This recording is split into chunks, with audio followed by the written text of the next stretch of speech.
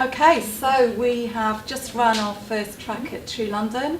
We were talking about the future of not just recruitment, but actually more specifically the role of the recruiter and where that will be in 2020.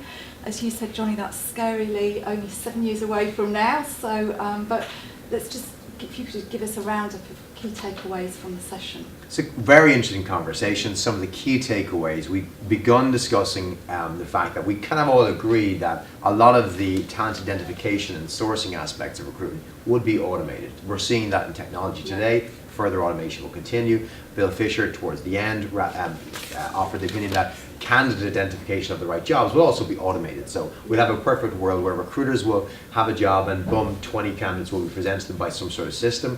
A job seeker or just a professional will have mobile notification of a job that's popped up that could be of interest to them as well, regardless whether they're looking or not. So those two things will happen.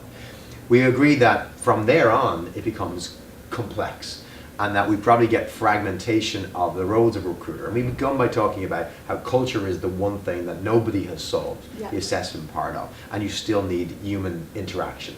And we talked about whether it was a hiring manager responsibility or whether it was a recruiter's responsibility and where that went.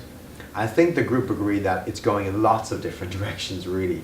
That there's growth in specialist firms that can provide that. The analogy I think I threw in was that, you know, we're not the old travel agency industry, we're the law firm industry, where there's still a massive need for outside counsel advice on specialism on areas. And as the role of a recruiter becomes not more complex, actually just becomes more specialized, that will have to have more diverse skills, doing things like employer branding, assessing, project managing, and maybe doing some admin, but those roles will increase. And we'll probably see the industry becoming one where you have a higher level of skill and qualification, probably incomes, opportunities. I think you offered yourself the opinion that whether it be agency or corporate, the staffing level numbers will be the same or higher. We're not going to see a fall off because it's going to become more complex that way. And we also talked as well about recruiters becoming very integrated with operations, and also perhaps the differences between an SME or a large corporate, where an SME doesn't always have the capacity to take lots of individual specialist roles internally. So what does that mean in terms of bringing an external resource as well? Very much so. You can't, you know, certain size you'll have a recruiter, and you probably, if you're massive, have multiple roles, you have all those faces, but everybody else will have to rely on somebody helping them. And even the big guys will need supplemental support for large expansions or downsizing, because you have to be flexible in the movement of that.